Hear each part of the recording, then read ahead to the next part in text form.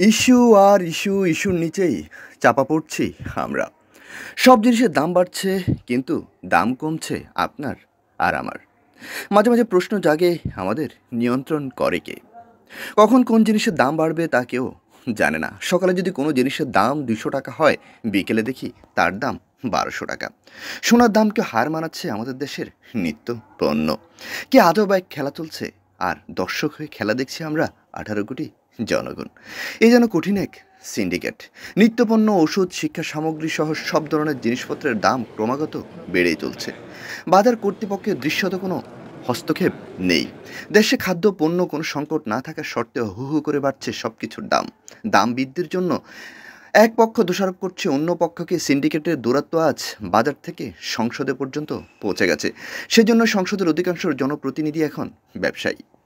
এই সিন্ডিকেট যেন এক অদৃশ্য শক্তি। মানুষের দু চোখে পানি বের করে ছেড়ে দিচ্ছে ওরা।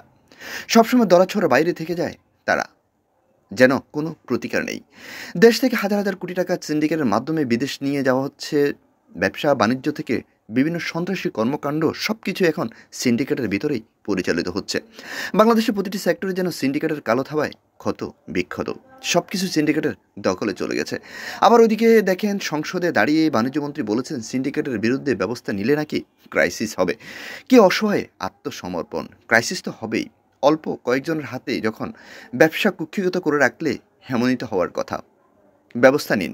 ক্রাইসিস না তৈরি করে যেভাবে সেভাবেই ব্যবস্থা নিন। তা না হলে দেশে অচিরেই ডাকাত সিন্ডিকেট, চোর সিন্ডিকেট, ঘুষখোর সিন্ডিকেট দাঁড়িয়ে যাবে।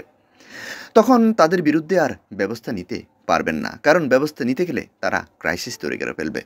দেখুন, মাথাপিছু আয় বাড়ে, দ্রব্যমূল্য বাড়ে, মূল্যস্ফীতি বাড়ে, কিন্তু এদেশে মানুষের দাম শুধুই কমে।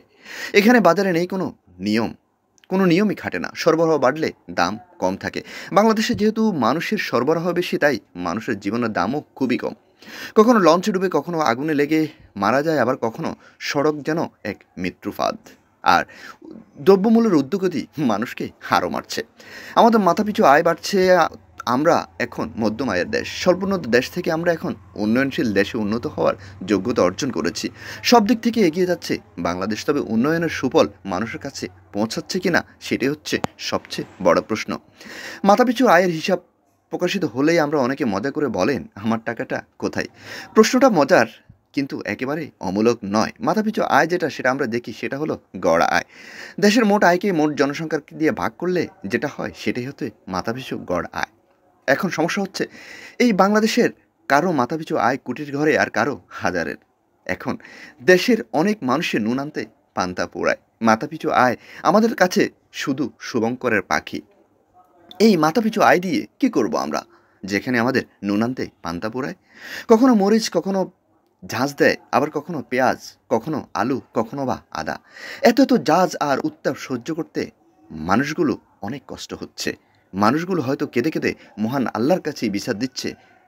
মনে রাখবেন, পার পাওয়ার কোনো সুযোগ নেই, কারণ আল্লাহ বিচারপতি। মহান বিচারপতির কাছে কোনো কিছুই পার পাবেন না।